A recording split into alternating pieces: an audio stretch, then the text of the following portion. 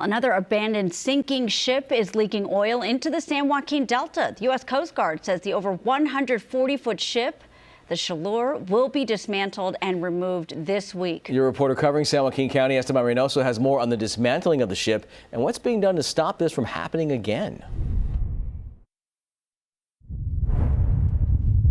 A former Royal Canadian Navy minesweeper sent to a salvage yard in the San Joaquin Delta and later abandoned is sinking. Abandoned and derelict vessels across the Delta are ticking time bombs. A lot of these boats are 50, 60, even 100 years old. Built in the 1950s, the Chaleur has been in the water for decades. But just a few years ago, it started leaking oil.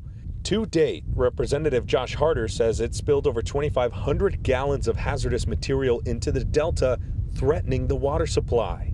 This particular boat is less than half a mile from one of the main intake pipes for the drinking water that supplies the entire city of Stockton.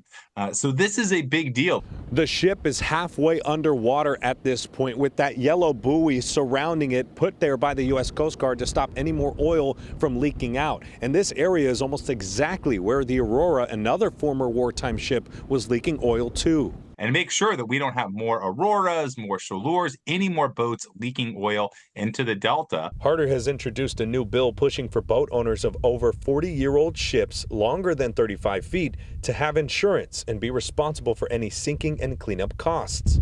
Harder says for the Chaleur's cleanup, no local taxpayer dollars have been spent. We have to fix this by preventing these boats from getting out of control and derelict in the first place. There's a very small number of irresponsible boat owners who are ruining this for everybody else. So what happens next? Well, the Chaleur is said to be cut up into 4 pieces and dismantled. The whole demolition is expected to take 3 to 4 weeks.